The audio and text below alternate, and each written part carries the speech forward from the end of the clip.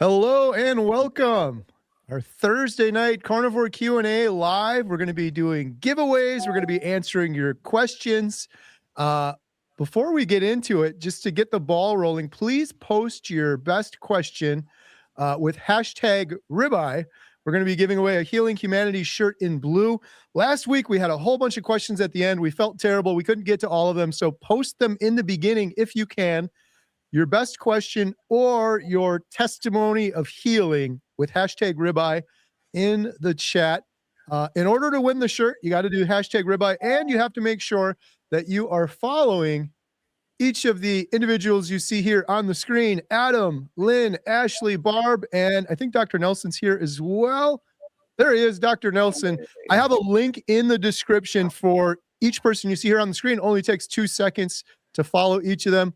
Adam, Lynn, Dr. Nelson, Ashley, Barb, how's it going? Fantastic. Going great. Great, thank you. Guys Awesome. ready to answer some questions? Yes. Let's do it. All right. Hey, before we jump into the questions, Ashley, do we got any big events coming up? No surprise announcements, just our big meat stock meetup we got coming up in May. It's going to be awesome. May 2nd and 3rd. I don't know, Carrie, do you know, are there still tickets left? I think there are. So I would snatch them up and make sure you get out there. Incredible lineup. I mean, pretty much anybody in the carnivore space is going to be out there. It's absolutely amazing. This is a great opportunity if you haven't met people in person, and it's so much fun to meet in person, hang out, and get to hear these amazing speakers.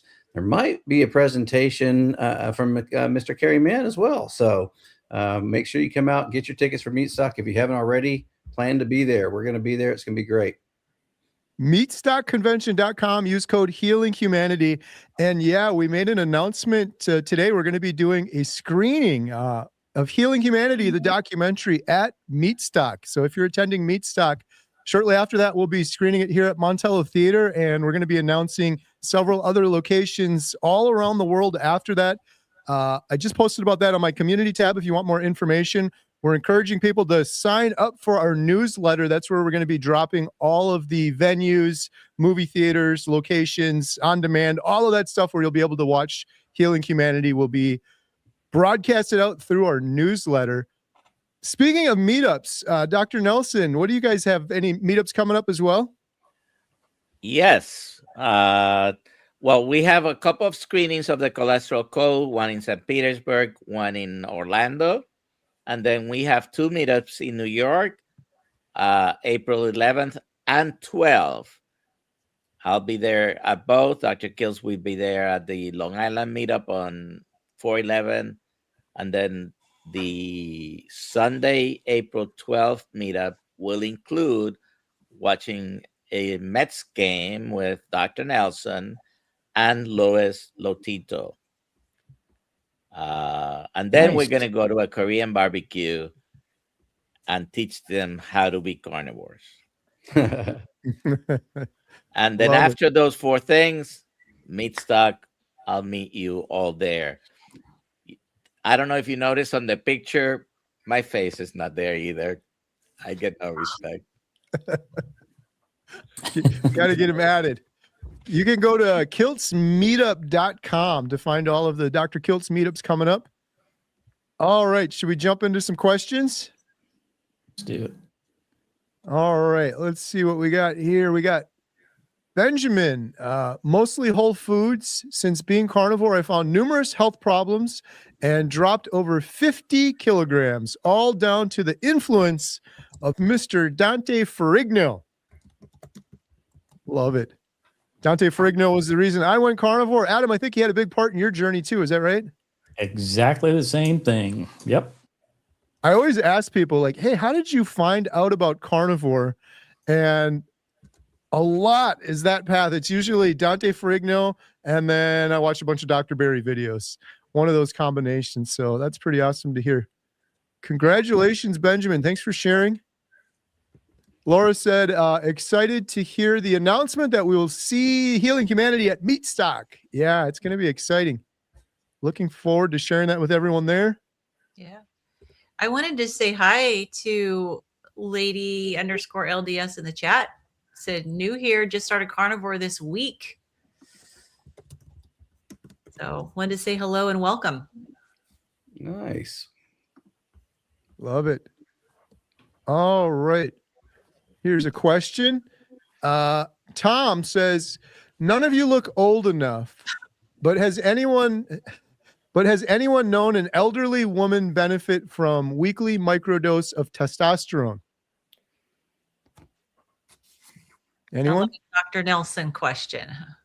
Yeah, I haven't heard of anyone at that age getting any hormone replacement, which if you're going to do hormone replacement in females, it's not only estrogen, progesterone, many of them will benefit from testosterone.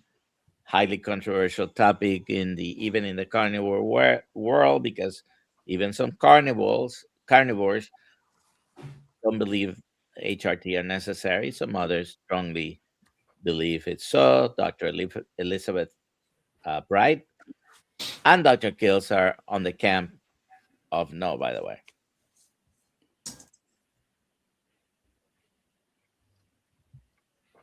All right. Bucky Badger. Question, when will the movie be out? Just kidding. I seen the post earlier about that. I have nightmares about that question. I wake up in the middle of the night. When will it come out? When will the movie be out in Des Moines, Iowa? When will the movie be out in Chicago? The good news is, like I said, we made several announcements today. Make sure you sign up for our newsletter. There's a link in the description for the newsletter as well. We don't send you out any emails unless they're really important, but we're going to be updating everyone there with lots of updates to come on where you can go watch Healing Humanity. So if you can't make it to Meat Stock, I know everyone can't make it. There's plenty of other places it's going to be showing after that we're going to be sharing very soon. Is it going to be a similar thing to the cholesterol code? It is. Yes, that's the plan. And you don't have to discuss it, but you get my email. I did get your email. Yes. Okay. All right. Amanda, question. Can you heal EDS, rheumatoid arthritis, and fibromyalgia eating just ground beef?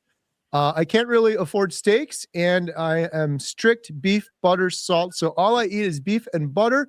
Is it nutritious enough? What do you think on that one, Lynn? Well, we have to define heal, but you can definitely improve these conditions. So we are really careful in using that term, because especially when you're dealing with something like EDS, autoimmune disease, we don't know for sure whether they can be healed. Healed would mean that it goes away and you can go back to doing what you were doing before, and it's not going to come back. So many of us can put these things into remission, can see improvement. I would definitely recommend connecting with Amy Hosp, who has seen tremendous improvement with her EDS. But yes, you can put them in remission. And she initially was in a wheelchair. She had to start with microwaving hot dogs and microwaving eggs, and was able to improve to the point where she could ditch her wheelchair and is no longer, she still occasionally has some dislocations, but nothing like before. So I would say, if this is what you can afford, yes, go ahead and do that. When you start feeling better, you have more energy, you may be able to branch out, but it is definitely better than eating the processed food and eating the carbs, which are very inflammatory. Good stuff. Thank you, Lynn. Question for Adam. I just started Carnivore, plus downloaded a fasting app. Is it normal to have a headache? Yes, actually. It's very common for many people when they're just starting the carnivore diet to have headaches. I don't know that I would recommend fasting right off the bat until you've done some adaptation, roughly 30 to 45 days. Then maybe consider it. And you may not even, you may notice that you don't even feel like fasting at that point. So I would just wait maybe a little bit on the fasting, but to help with the headaches, it's typically an electrolyte issue. So make sure that you're having enough salt and potentially supplementing with electrolytes like Salter, ALTR, and you can get those electrolytes at livesalter.com.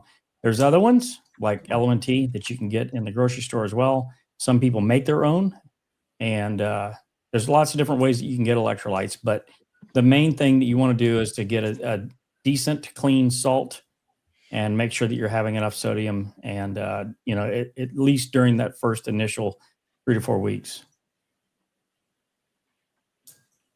All right. Thank you, Adam. All right. So we're doing a giveaway of a Healing Humanity shirt in blue. For those that just jumped on, please post your best question with hashtag ribeye or your testimony of healing. All right. Question for Barb. Is it possible to overhydrate, drink too much liquid in one day? If so, what harm can it cause? What's the best amount of daily liquid, water or whatever? Well, that's a good question. It's got a few parts to it. So yes, it is possible to overhydrate, to drink too much.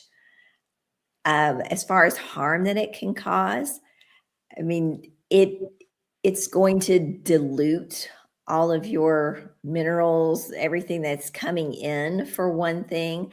I think in extreme cases, it can cause a lot of damage. I know Tim Noakes in South Africa talks about runners that have overhydrated to the point that they lost their lives. And I'll let, after I finish, I'm going to punt this to Dr. Nelson to get the official reason on that. And as far as the best amount of daily liquid, personally, I believe drinking to thirst. And you may have to, especially if you've just started carnivore, really pay attention to your body signals to figure out, hey, am I thirsty? Am I hungry? And also to watch your electrolyte balance to make sure that you're not just drinking water, that you're getting enough sodium, potassium, and magnesium. But Dr. Nelson, can you please address what kind of harm overhydration can cause? So there are a couple of very vital electrolytes doctors measure all the time, commonly, right? And sodium is one. If you drink too much, you're going to dilute your own sodium. What's the ultimate risk of that? Usually seizures are commonly seen when you're approaching the low 120s on sodium. It's not good to be diluted that much. The other one is arrhythmias. Potassium is a very needed electrolyte for the good electromagnetic function of the heart. And if you dilute that too much, so yes, it can cause harm. Don't try to, this thing about eating twice your weight in ounces or half your weight, I don't even know because I don't follow it. Don't try to shoot for a gallon of water a day.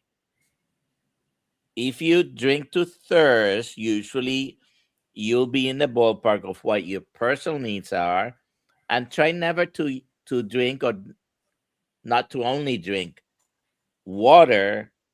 Probably you should use some sort of electrolytes. It could be, listen, it could be table salt if you want to put table salt. I wouldn't, for a couple of reasons, but there are many commercially available electrolytes. Salter is great. This is what I have right now because Kill Cell electrolytes haven't come back out, but they're coming. And I make my own as well. And I take magnesium separately. So, but overhydration, think you're diluting your electrolytes. Water never moves in your body by itself.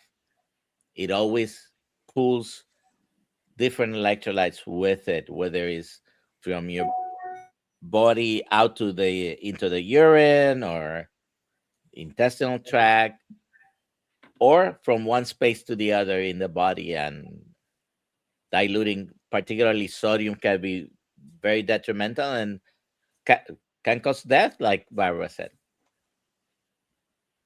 And by the way, medical disclaimer, this is for educational purposes only. It's not medical advice. I'm not your doctor. You're not my patient. There we go on the screen. There it is. All right. Question for Ashley. Is it a bad idea to just go to a farm, hop the fence, and start chewing on a dairy cow? Why is it that I get that one? I think I think you have some experience in that there, Carrie. No, Maybe I a do have little? a question. I do have a good question for you though, Ashley. We have a lot of new carnivores that are just starting out. What are some good sort of go-to meal ideas, options for people that are just starting out? They can't quite wrap their brain around what actually to eat on carnivore. Sure. And I think there was a question that was asking about ground beef being okay to eat on carnivore, and absolutely. I mean, it's whatever. Ruminant animals is the best source for most of us in America. That's going to be a beef option because that's the most readily available. But of course, any meat is great. So fish and chicken and pork, it's all okay on carnivore. But ruminant animals are definitely the beat. So goat, lamb, beef being the best. As far as cheap cuts of meat, I'm a huge proponent myself of finding the deals. And I look at the ads every single week. I find where the best deals are, and I get my ground beef or in fact, this week we had, again, I'm in Texas. I know I'm lucky. We had brisket on sale for $2.99 a pound. Brisket's great. I smoke a lot of brisket. I ground 40 pounds. I ground 40 pounds of brisket over the weekend to make into my ground beef for $2.99 a pound. And I freeze a lot of it, and I've got it stored now. So to me, that's how I like to do things. As far as I buy in bulk, I cut it up. I cut my steaks up myself. I portion them up how I want. I seal them up and I throw them in the freezer. And to I me, wonder how that tastes. Ground. Brisket? What is Brisket? ground brisket? Yeah. It's absolutely fantastic because there's a huge, okay, you know how you get 80-20 in the grocery store? This is going to be more like 60-40, probably. Very large fat content, but it tastes delicious. Just grilled some up hamburgers. In fact, that's what I'm having tonight after the live stream. Very, very, very good. I'm gonna have to buy a big meat grinder just to do that. There you go. I got lucky. I have one of those, and for those, here's another tip. I have one of those KitchenAid mixers. Okay. It's no longer used for baking, but you can get a grinding attachment for those, and it's probably not as robust as a big dedicated meat grinder. So depending on how much meat you're actually grinding, but for me, even the brisket worked fine through it. And get a grinding attachment for less than $100 on Amazon. Awesome. Love it. Thank you, Ashley. Every time I talk to you, my mouth starts watering and I want to go smoke up some meat now. You got me inspired. TMI. My leg and the cow leg there hopping the fence. The brisket. You got me at the brisket. All right. Question for Lynn. Lynn, do you have lipedema as well as mast cell activation syndrome? Trying to get a diagnosis, but it's so hard. So I've had a little mild in the past, but one thing that I've had more than lipedema was lipomas, and they're really painful for sure. I know that they have gone away with eating carnivore. So, and I completely understand it's very difficult. It took me 5 years to get a diagnosis of mast cell activation syndrome. But if if you can at least do some things for yourself to help you feel better in the meantime. And so definitely, low histamine lion diet really helped me. But I know sometimes you need to have a doctor on board, because sometimes you do need to have some medication, and it can be really challenging to, even once you do have a diagnosis, to figure out specifically what's going to help you. So I've never one of those that say never do medication. If you need it, then yeah, get a good doctor who knows what they're doing and can help you. Good stuff. All right. Thank you, Lynn. Dr. Joan 100, Homestead House daughter's voice tone and cadence is just like their dad's. Oh, true. Yep. Sorry. Yep. They both sold me last year. How you feel about fast food beef patties on the go? Are they real or made of pink goo? Oh, this is a controversial question that always gets me in trouble. I have eaten many fast food patties. I watched a Dr. Berry video of him going through a McDonald's drive-thru, and for me, if it's good enough for Dr. Berry, it's good enough for me if I'm on the run. Obviously, it's always better to cook at home and do the best you can at home. But from what I understand it, like McDonald's, for example, it's 100% beef. They don't use any seed oils. But who knows? I don't know. Adam, what do you think? You get any fast food patties? I do all the time. So I don't feel like I'm experiencing eating pink goo. I feel like it's real meat, but who knows? Well, your gut would probably tell you if it was pink goo. I Right. know my gut shouts like crazy, even if I have some seed oils, and so I'm okay even with my MCAS with McDonald's hamburgers.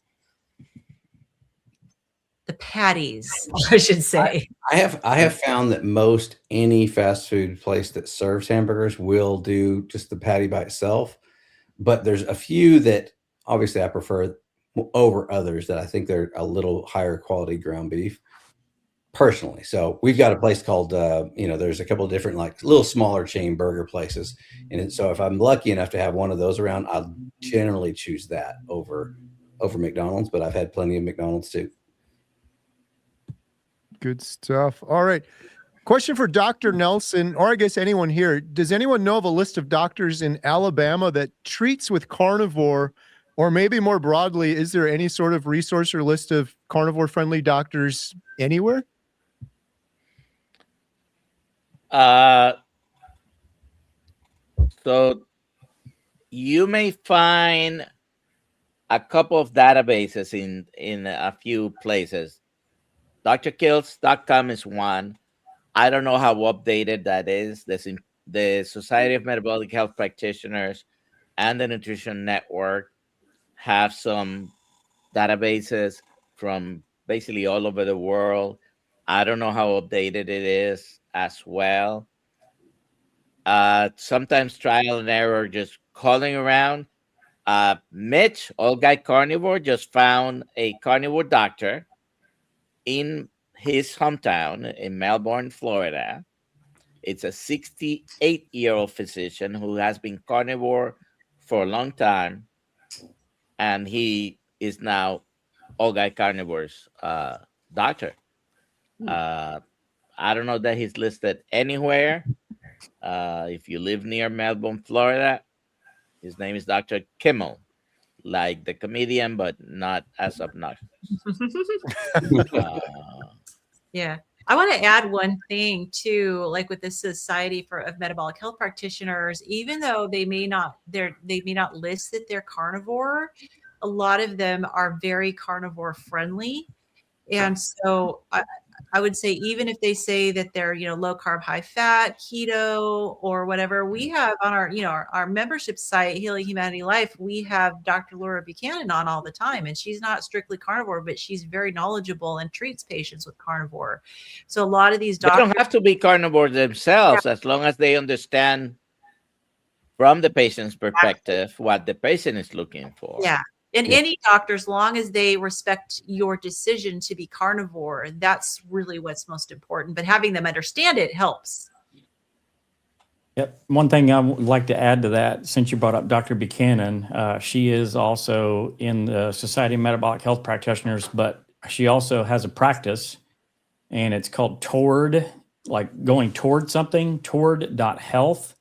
And I believe they're licensed in all 50 states to practice medicine, and they're carnivore friendly. And then also Amanda Decker is also licensed in quite a number of states at clearpathmedical.net. And both of those ladies, you'll see them frequently in Healing Humanity Life. Yeah, we have them in as experts for Q&As a lot. Yeah. And you can get 50% off your first month now, promo code below. Amazing. All right. Good transition. By the way, we just lost this week a carnivore doctor in Arizona. Oh, no. Dr. Doc Nally. Oh, that's sad. Sorry to hear that. I see a couple there too about Dr. Baker's Rivero as well. That's another option out there. Yeah, Rivero.com. Right. All right, here's a question for Ashley. I'm giving this one to Ashley strategically because I know the answer. Assuming someone knows nothing, what is the best way to get started on the carnivore diet? Assume you know, you think I know the answer, huh? I'm thinking about the 30-day series video you did. I was wondering if that's where you're going with. I did do that. I like that series. I need to probably do a few updates to it, but on my channel on Carnivore Brothers, you can find a 30-day starter YouTube series, and basically it's a video a day, about 15 minutes. It's got a tip and a trick and encouragement every single day. To me, the biggest challenge for anyone starting carnivore is that first 30 days. Getting through that first 30 days is the best goal that you can set for yourself, because at the end of the 30 days, I know you'll want to continue and go further than that, because you'll be feeling different. You're going to start seeing the impacts of it. So yeah, that's one I would definitely point to. Thanks, Carrie, for the shout out on that. But yeah, it's 30 days is the most critical thing. So set your mind, make sure you give yourself a solid commitment of 30 days. Don't quit after 3 days. Don't quit after 4 days. Give it a good solid 30 days. Absolutely. The other thing I would add too is before you get started, make sure you get all of your questions answered. Don't just jump into it. And then the last thing I'll say is 50% off healinghumanity.life right now. No, I'm just joking, but community is critical. Community is a big thing for a lot of people. So even if you just need to get in a community, maybe for just 30 days, and then you're good to go. And there's not just healinghumanity.life. Dr. Kiltz has an amazing community. There's free communities. I used YouTube, Dante Ferrigno's YouTube channel, and chatting with people in the chat. There's lots of communities out there, but that's a key as well, I'd suggest. Absolutely. Yeah. Gary has a course in our community as well on foundations. Yes. Very good course. And I love the community answer too, Carrie, because honestly, that is a lot of times you need that inspiration, and that can come in a lot of different ways. But the questions, even I see some of this go through, and people asking questions in the chat, and before we've had a chance to get to them, you got many other people who have been carnivores for a long time answering those questions. And so a lot of us answering the questions are only because we've just got a little further head start than you do. We're still, some of us, trying to figure some of this out on our own, but we've been doing it now for 2 or 3 years versus 2 or 3 days. And so we've got a little bit of more mistakes that we've made, so we can help others.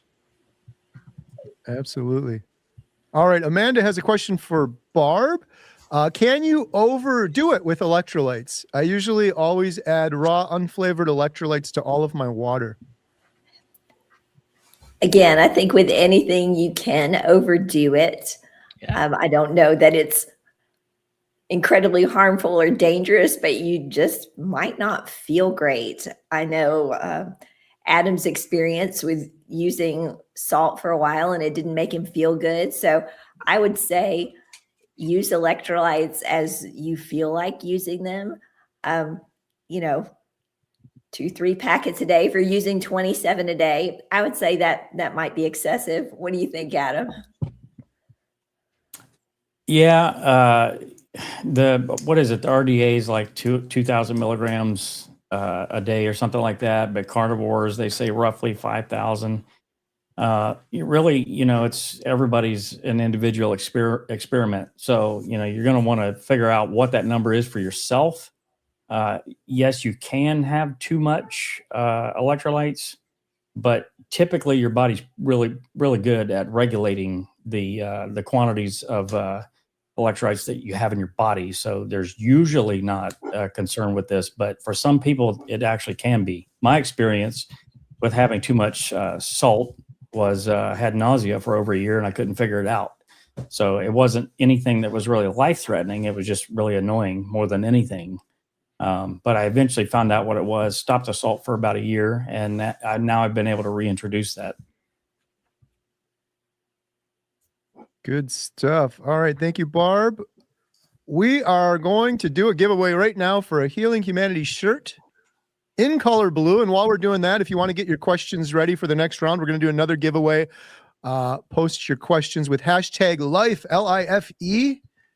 Here we go.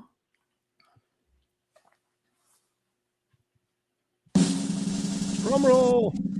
The winner of a Healing Humanity shirt in color blue is Joyful Spirit. Adam, how can Joyful Spirit claim their prize? Well, Carrie, joyful spirit can go to healinghumanity.movie/giveaway, fill out the form, and Ashley will promptly send you your shirt. Congratulations. Congratulations. All right. We're going to be doing the Healing Humanity. Well, we did the Healing Humanity shirt in blue. We're going to be doing a 30-day free membership to healinghumanity.life. Post your best question with #life or your testimony.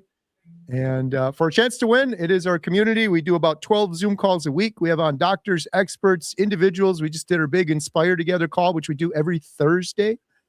And if you don't win, you can get 50% off right now using the promo code on the screen. All right. Our next question. This one's for me. #ribeye. Homestead How, you ate carnivore on a cruise. Is it possible to do it at a theme park? It is possible. Not easy, but it is possible. I'm trying to remember. I went to a park with the girls and they had smoked turkey leg. Yeah. That was pretty awesome. Yep. But it's Like ridiculous and it's expensive. We went to a roller coaster park. Six Flags. And you could Six Flags, yeah, and you could leave. So we brought a cooler. I think we brought Powerball with. We brought a cooler with. You could leave. You could go out to a restaurant or bring it with you as sort of a plan B. But yeah, smoked turkey legs is kind of a go-to at several of the big parks. It might be an option. Yeah, that's what Dave and I did at Disney World, is smoked, and we just we shared. And so even though it's a little kind of pricey, it was like $14 or something, but that's divided between 2 people. Yeah. Yeah. But I Those mean, things are huge. Fast. It I doesn't always- have to be an eating day. Yep. I always also bring along, like Carrie said, some beef jerky or something like that. Something easy that you can take with you. Yeah. I know I read the rules for Disney World when we went, and about bringing your own food into the park, and they're cool with it as long as you don't have to cook it. Nice. Or just stash it. So if you bring a raw steak, you need to eat it raw. I was just thinking, I can imagine Dr. Kiltz walking through the raw tomahawk ribeye, chewing on it. It's well within the rules. So, all right. Question for Adam: what has been your best deal find on meat? Well, probably the little slider patties from Sam's Club, $5.99 a pound, and it's ground up ribeyes. That's probably the best one that I could find. Now, I'm nowhere close to the deals that Ashley finds. Like, he's like the super coupon dude or something. I'm gonna answer to that as well, because everybody listening on this live stream right now, if you're looking for a great deal on meat, Easter weekend is coming. Easter weekend is absolutely hands down the best time to buy ribeyes. They almost always go on sale for an extremely good deal. A lot of people do prime rib. That is a draw for almost every grocery store. They'll put their ribeyes on a huge sale.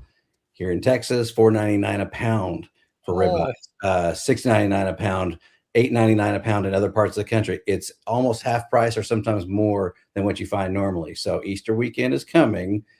Look, check your ads, your grocery store ads. You will find huge discounts, and that's when I buy a lot of my ribeyes. If I may, I don't get anything from this. There's an app called Flip, FLIPP, and that with your zip code collects all the circulars of the stores around you, and you can take a look at all the specials from the comfort of your home. Good tip. Question for Lynn. Since MCAS was mentioned, what is used to diagnose? Any recommendations on type of provider to see to get a proper diagnosis? I started cooking from frozen and freeze after I cook when I food prep.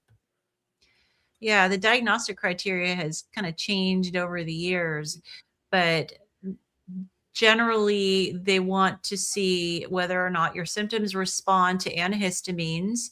A doctor may or may not ask you that.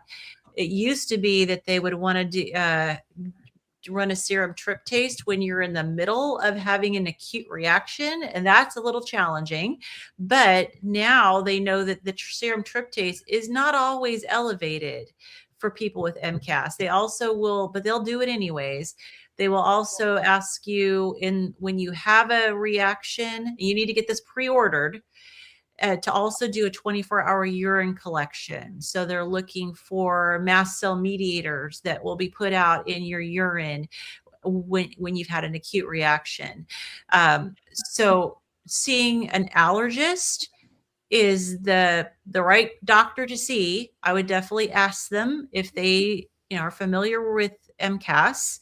The allergist that diagnosed me, I was only his second patient in his over 20 years of his specialty that he diagnosed. So I found that he didn't really know very much about it, but usually they can help you at least get the diagnosis. I then ended up going to a naturopathic doctor that had treated more MCAS, and saw that doctor just to get the treatment. But I would also recommend, it's kind of a little bit of a clunky book, but Dr. Lawrence Afrin is one of the foremost doctors. He has a book that he wrote quite a few years ago about MCAS. I think it's called something about Occam's razor, but he goes through system by system and shows how he diagnosed patients and the different types of treatments. It's just a fascinating book. It'll help educate you so you can communicate better with whatever doctor you end up seeing. Good stuff. And we got a super chat from USMCPD. Release the movie already. Yes, We Carrie did. Grant. Come on, It's dude. out. Meat Stock. Come and see it. Order Montello Theater. it. Awesome. All right. We have a question for Dr. Nelson that's kind of embarrassing. I have a question. It's kind of embarrassing. I have been on Carnivore since this past November. I had a problem going to the bathroom, number 2. I actually had to go to the hospital. It took me 3 days to go. I'm assuming if the problem going to the bathroom, I have to assume it was diarrhea, not constipation, but please correct me if I'm wrong. A lot of people go through an adaptation period. It's not always directly related to the amount of fat, but to the change of in diet, the changing microbiome, and often also to the amount of fat that you're taking. So I'm sorry you went to the hospital for 3 days. It took me 3 days to go. So I'm assuming it was constipation. Yeah. They made another comment that said they didn't go for 2 weeks, but they didn't say if they were having pain or not. Yeah, that would be my question. I'm assuming since you went to the hospital, you were probably in a lot of pain because, and I went for the longest I ever went was 14 days. And I wasn't uncomfortable at all, but I wasn't also happy with that. But just wanted to offer something if there continues to be a problem. And of course, we've probably heard a lot about altering your fat. But there's some other things you can do because it's not just what you put in your GI tract, it's the health of your nervous system that can impact you with a transit and how well your gut is moving things through. So something super easy to do is a castor oil pack that you can put on your abdomen, either over your liver, basically anywhere in your abdomen, or you can put some drops in your belly button. The type of fatty acid in castor oil actually helps your parasympathetic nervous system, and which helps with smooth muscle contraction and function. So it can help move things through. When I use a castor oil patch, I end up having a bowel movement the next day very consistently. Also working on and also supporting your parasympathetic nervous system with breathing exercises, things. A lot of times you're in fight or flight. When you're in fight or flight, sometimes you can get constipated. So working on that aspect as well is really helpful. Do some breathing exercises, support the nervous system, inhale, but exhale longer and just kind of calm things down. That will help support the nervous system aspect of your bowel movements. This morning in our morning live, we had a Dr. Driscoll, I don't know if you're familiar with her, Lynn. She's an expert in POTS. So we were talking about POTS, but we touched on a couple of things like gastroparesis. We touched on vagal nerve, and gastroparesis. If it was present, it's not only the stomach; it's the whole gastrointestinal motility that gets affected. And so, if you want to go and listen, we mentioned a few of those related things. We talked a little bit about histamine intolerance, MCAS, mainly because I asked her, and a few other things related to POTS. Yeah. So you have to remember we didn't talk about the gut-brain axis, and that the gut is our second brain. And so it's really important to remember that there's more. It's more than just the what you put in it. It's this nervous system too. So approach it from both. I used to coach patients all the time with IBS on doing box breathing. So look up box breathing. That's another technique that's been known to help support the nerves of the GI tract. One thing I want to add too, real quick, I got to brag on Lynn a little bit. So Lynn's, she's like the gut guru. So she's actually did a lecture for the Nutrition Network, their new gut health course that they have out. So I'm not sure, Lynn, when they're going to add that to part of the course, but it should be coming soon. Is that right? My understanding is that the course is already out. They asked me like very late in the game, like they were a few days out from releasing the course, if I would do the introductory anatomy and physiology lecture. And so the understanding was they were going to add it to the beginning of their module. So I'm just waiting to hear. I just submitted it. Are you sure it's out? They've been announcing it, and selling it, but I don't know if it's necessarily out because Dr. Kills recorded. Dr. Kills just recorded just maybe 2 weeks ago his part for the gut course. Okay. So I don't know if it's out. It may be out. You might be right. Yeah, maybe. I haven't looked, and I don't know if they're decided to wait until because I was the last one, to submit the lecture. So, yeah. So keep an eye out for it through the Nutrition Network website. You can sign up for it. If you want to know all the ins and outs, literally, of your gut, and this lecture that Lynn did will make your head spin. So lots of really, really good information, very, very knowledgeable. But I hope that it was accessible. I did run it through Adam and Barb just to double check, and I'm hoping it's accessible. And if you're going to blush if someone says anus,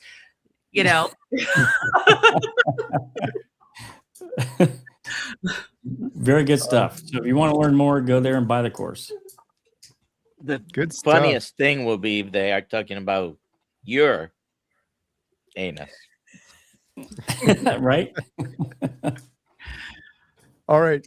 I have, Ashley, your worst nightmare in the form of a question. You ready? When's the documentary coming out? Oh, no. No. Second worst nightmare. Could someone be allergic to beef? Yeah, that is a pretty big nightmare right there. I have heard yes, and I've heard that there's a couple of different Lone Star tick bite that can cause this, but I know there's a few that are in the carnivore space right now that are still being successful on carnivore, working around some of that. I've also heard it does go away, so it can be temporary, but I don't know if there's a medical Dr. Nelson, I don't know if there's a medical term that somebody's actually allergic to beef, or if that's just something that I know it's very rare. So I'm going to make an explanation pointing out a difference, except it doesn't have any practical application, just your understanding. Nobody's really allergic to the beef. Once you get bitten by this tick that introduces some antigens into your body confuses the meat antigens for the antigens of what the tick injected in you.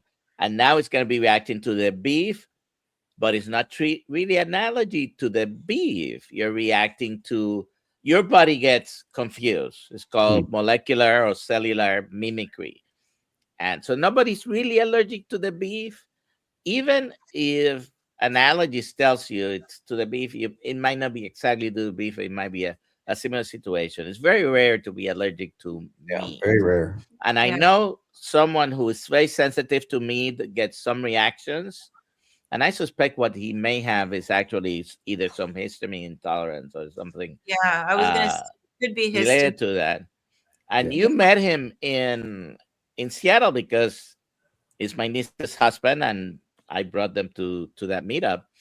But he's able to tolerate lamb and goat. Mm-hmm. Yeah, so if it's alpha-gal, which is the tick, issue, check out Emily Penton. She was diagnosed with alpha-gal and she has done amazingly well. But yeah, it could be a histamine reaction. It could have to do with the freshness of the beef that you're eating. It could have to do with whether or not it's ground. So if you have a histamine issue, you may experience a reaction, and it's because of the histamine aspect. And that is something you can definitely modify by tweaking the freshness of the meat. And if you need to eat it very fresh, then freeze it. Don't have your leftovers in the fridge. And you may even need to avoid ground beef because that is higher in histamine because of the surface area of the meat. How about raw, Lynn? I think you have to be careful if you have histamine problems with raw. It just is very individual, and it depends on if it's really fresh, that you should do fine. But even like fish, the fish that says it's fresh and is in the grocery store on ice, if you're real histamine sensitive, that's not fresh enough. Some people, if they want to try fish, they need to have it be, within like 30 minutes of being caught or flash frozen. So it varies depending on how sensitive you are. All right. Question for Barb. Jeff's wife, 73, asking for a friend who is a longtime vegan. She is starting to eat meat, but I guess the first question is, believes vegetables are necessary. And number 2, can you explain oxalate dumping possibly? Okay. Well, that's exciting that someone who's been vegan long-term is exploring the idea of eating meat and starting to do that. And that's really hard, especially if somebody has been vegan or vegetarian long-term. And of course, they're going to have that ideology that vegetables are necessary. I would say that they're not. Vegetables are carbohydrates. Carbohydrates are not essential nutrients. We don't have to have them. Yes, there are nutrients in vegetables, but they're much more bioavailable in meat. So you can get a lot more from meat than you can ever get from vegetables. And oxalate dumping. So plants contain phytonutrients and anti-nutrients, and one of those are oxalates. And what happens is over time, especially if somebody has eaten lots of high oxalate foods, lots of vegetables like spinach, chocolate, there's a whole list of things. Almonds, yes, that's a big thing for vegetarians and vegans. And what happens is when you stop eating those, your body starts kind of shaking those loose. And it's Sally K. Norton has the best information on that. Check out her book, Toxic Superfoods, as she goes into detail on this. But it's really individual. Oh, Dr. Nelson has it up. It's very individual. Somebody may not experience oxalate dumping. Somebody may be carnivore for 6 months and then notice it. And some people several years later will go through oxalate dumping or periods of it. And that looks different for different people. A lot of people will have like crystals forming, like crusties in your eyes. You can have joint pain.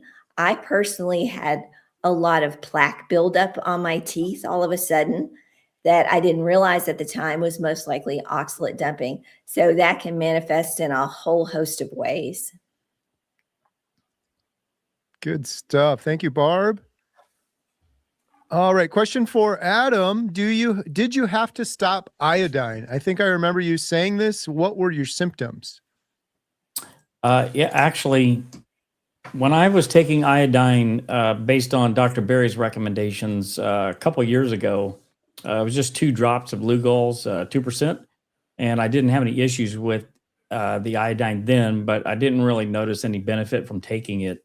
After I read Dr. Brownstein's book, instead of getting blood tests done, the iodine load test done, I decided to treat myself and go with his recommendation of 50 milligrams of iodine per day. And that turned out to be too much for me. And I actually had hives. I broke out in hives all over my body, sort of like pimples that became little open sores. So that actually happened twice. And I did narrow it down to it was the actual iodine. So that was the symptoms that I was having. So needless to say, I don't mess around with the iodine anymore. And I don't recommend that anyone else does unless you actually get the testing done to determine whether you actually need the iodine or not. Test, don't guess, because as you discovered, if you're treating something, in this case iodine, and you start taking a lot just because, you might run into problem. See if you're deficient, then you can adjust the amount that you take. Yeah, Dr. Brownstein made a compelling case in his book that I read, and it was based on that is what I made that decision on. So And I've read a couple of his books. I've read a couple of his book. I have one from 25 years ago. I still have it in my office. I disagree with him in the part of recommending without testing. However, he does recommend a test. Right. Some people just I go bypass that part. Yeah. Do not recommend. Yeah. In fact, in his book, in the back, in the appendix, he does have 2 labs that you can order the test from. That at least they are at labs in the U.S. and it's $70 to get the iodine loading test. So it's fairly affordable. All right. We got a question for Lynn. I have a friend that is very ill and overweight. Other than the 30-day start, what would you recommend to help him be successful? One-on-one coaching, etc.? ? Oh yeah, definitely. Very ill means a lot of different things. Very overweight, being very ill also makes it really challenging when you're trying to lose weight. And I can definitely say I lost a lot of weight without even exercising. And I would say don't push them to exercise, but support is definitely something that would be helpful. I would say coaching would be great if he needs coaching. Joining a membership site where he can get community support I think is really important too. And it may be a good start because it's a lot more affordable. And that way he can glean from tons of people who've walked the path that he's walked and participate in Zoom calls, ask questions, and feel supported that way. And we have coaches in our membership site too. So then if coaching is needed, absolutely. But I would say encouragement, take it slow, show yourself grace. You're not going to heal everything in 30 days. You're just getting started and your body's still adapting at that 30-day point. And so realistic expectations are also really important. A lot of the doctors say, give it a good 90 days. And the longer you go, the better you're going to feel. And he's going to be a lot more capable of doing it on his own. All right. And we got one for Dr. Nelson. I like your before and after background. We need carnivore-friendly doctors in West Virginia, very resistant to change locally. So a compliment for Dr. Nelson, followed by another question. How much? By the way, let me answer her, although I did put in the chat. I was briefly licensed in West Virginia. I have worked in West Virginia, by the way. in an emergency room. And then we have a question. So how much is too much salt?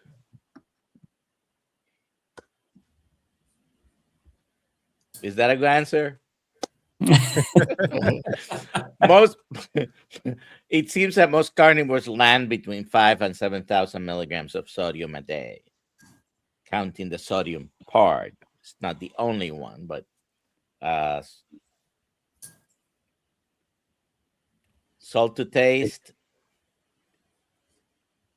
Some people like Dave Feldman take, I don't know what the amount is. It's like 10,000 milligrams or something like that.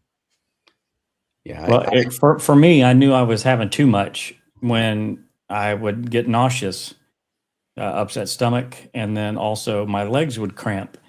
So when I took salt away, then my legs didn't cramp up. So there's certain things that your body will do that'll indicate to you that maybe you're having too much salt. You just kind of have to try to get a little bit more in tune with your body, and hopefully, there's something that's indicative of having too much salt for you if you suspect that that might be the issue. All right. And Ashley, how do you deal with sweets and carb cravings on a carnivore diet? Yeah, that's a tough one. It's something a lot of people struggle with because that's probably one of the most addicting things that we deal with is the sweet treats, right? So I always make this recommendation as a sweetaholic right here. It took a while to get past that, and so longevity helps for sure. But initially, while you're still having those cravings, have good simple snacks around. Bacon, butter were my go-tos. If I was starting to have a sweet craving or something, I just wanted to scour, because my family wasn't carnivore at the time. If I want to scour through the pantry and get something that wasn't carnivore, I went to bacon. I went to even biting a piece of butter, and that satisfied that. The other Or a piece pinch of salt. Pinch of salt. The other piece of advice that somebody gave me, and I did it, was again, sometimes that's just a little, you just need to give it a little bit of time and you get over that craving. So they recommended if you're able, do 20 jumping jacks or do something just in the form of an exercise to get your mind off of it for a second. And that helped me a couple of times too. And so the discipline at first is really important, but it does get easier. Those cravings do fade. And I'm amazed 3 years into my carnivore journey that I can look at things that I would never have been able to resist before, and it doesn't even tempt me anymore. So it does get better. You just got to get through the long haul. I can attest to that. Except for brisket. Yeah, but make sure you're eating enough. If it's early on and you're still dealing with cravings, do not restrict. I think that's one mistake that some people early on make, is you're in this restrictive mindset from all those decades of being told that that's what it takes. Don't restrict, because you need to make sure you're eating enough. Good stuff. All right, we're going to do our drawing here. This is for 30-day membership, healinghumanity.life. If you didn't win or we didn't get your questions, you can still use the promo code on the screen or in the description below. Gretchen Hayes 3893. Adam, how can Gretchen Hayes 3893 claim their prize? You're killing me, Carrie. Gretchen Hayes 3893 can go to healinghumanity.movie/giveaway, fill out the form, and Lynn will promptly send you your code. Congratulations. Congratulations. And we got one last message here from Lions Carnivore Podcast. What an absolute great panel. Well, thank you so much. Very nice. We do have a great panel. If you enjoyed listening to these individuals, please make sure you follow them. I have a link in the description below for Adam, Lynn, Dr. Nelson, Ashley, and Barb's channel. Do you guys have anything new or exciting coming up you want to mention before we wrap up? I do. Yeah, Lynn, what do you got? I finally posted my video today showing all the before from our house that we bought. and the Frank Lloyd Wright inspired house. And so check that out on my channel. You can see, you get a walkthrough of this crazy house. And Will the after shots of your house be done before the documentary? Released? Some of them, yeah, because we have a lot of work to do, and I will be doing an outside tour too. I have my my background with the deer, that's my front yard. So I'll be doing an outdoor tour too, and just to show everybody. Can't wait to see it. Yeah. It's a great property. Congrats. Yeah. Yeah, we're loving it. Dr. Nelson, what do you have coming up? Well, we have a community called the Kills Mighty Tribe. Of course, you may know, you may be a member. If you're not a member, membership is free. And if you can bring up the picture I have there, Carrie,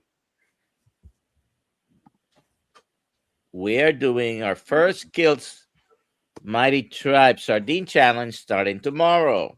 Oh, I'm out. So come Are you and join participating, us. Dr. Nelson? Are you doing it, Dr. Nelson? I am. I have 20 sardine cans ready to go. And it's 3 days. All right. Can't wait to hear the results. Love it. Ashley, got anything coming up? Meat stock coming up, and that's a big one for us. I will just go ahead and add too, because again, I'm seeing a lot of questions that we didn't get to, but I know that you've mentioned the discount code below, but there's always questions being answered in the community. Was it 12 Zoom calls a week in the community? So if you didn't get your question answered here, there's definitely other places, and including our community, that you can get those questions answered. I love it. And Barb, you had a great interview with Renee. What, you got anything new coming up?